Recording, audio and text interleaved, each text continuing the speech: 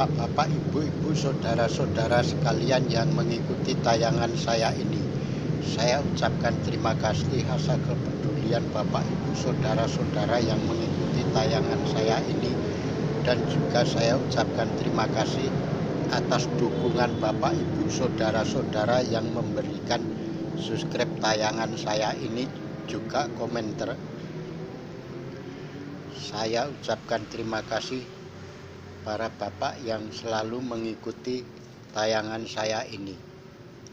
Saya akan menayangkan pengalaman saya masalah saya mengikuti jejak waktu Perang Irak, mengikuti jejak waktu reformasi, dan juga mengikuti jejak masalah Sabdo Palon Nagih Janji dan Satrio Piningit.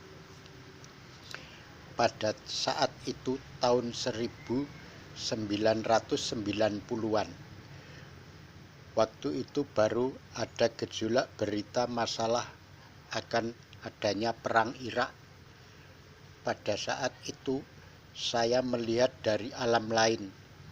Dari alam lain saya melihat ada semacam angin puting beliung dan juga ada semacam goncangan yang membangunkan para arwah leluhur yang ada di Irak tersebut. Setelah itu salah satunya menemui saya. Setelah saya bertatap muka dengan beliau, saya menanyakan ada apa ini, kok goncangannya, getarannya sampai di tempat saya.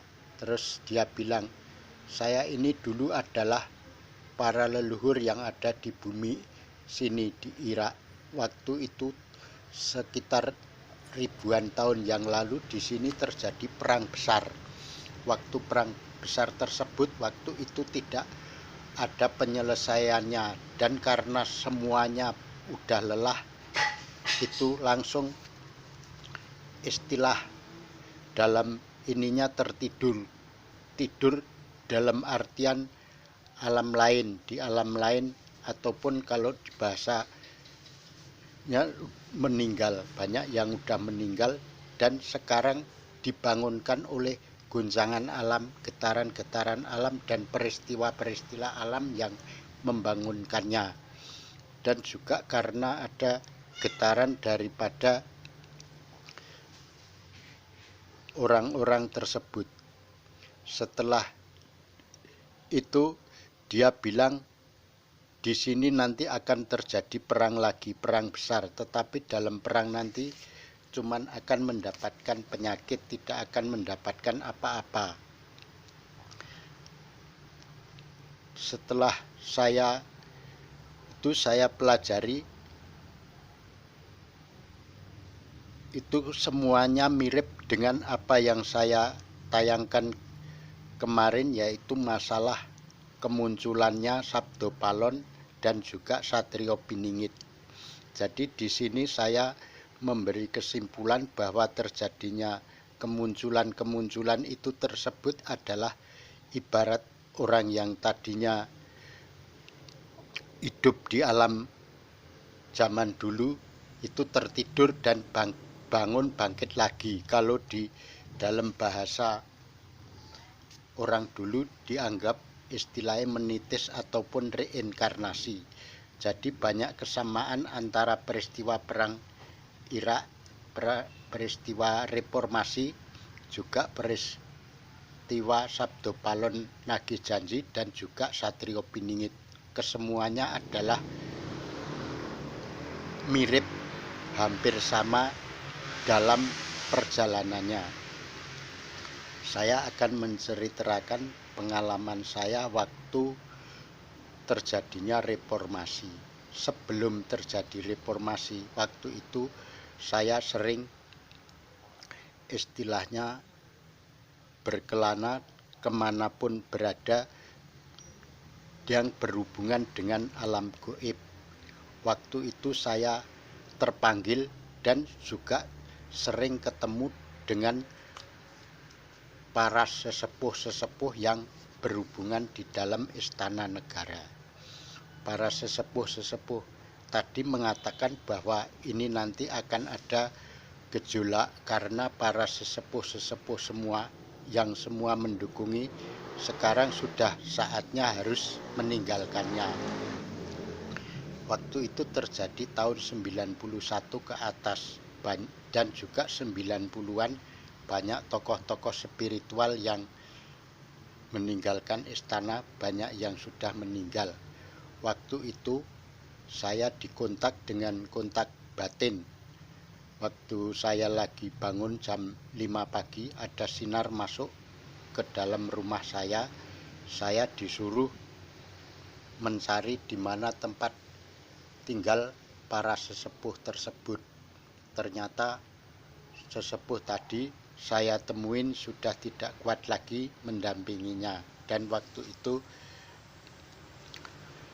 saya temuin beberapa para sesepuh-sesepuh yang sering ritual di dalam istana. Saya sudah tidak kuat dan tolong nanti kalau ada apa-apa kamu datanglah ke sini. Setelah itu orang-orang tersebut banyak yang sudah meninggal waktu tahun 90-an. Dan setelah itu saya sering didatengin oleh almarhum Bung Karno. Di dalam pertemuan dengan beliau saya sering diajak di mana petilasan beliau, dan terakhir saya diajak masuk ke dalam istana karena secara gaib waktu itu banyak para sesepuh yang udah meninggalkan istana dan juga banyak yang sudah meninggal. Jadi ibarat tali sudah kendor waktu tahun 90-an ke atas, sekitar 95 saya diajak masuk. Beliau bilang saya ingin mengambil bagian kebesaran karena saya ingin nanti saya kasihkan seseorang yang bisa menjalankan amanat saya dan juga sesuai dengan ini, sesuai dengan politik saya ataupun pendapat-pendapat saya. Jadi ini nanti akan saya kasihkan ibarat orang yang setia kepada saya. Setelah itu kita kembali lagi ke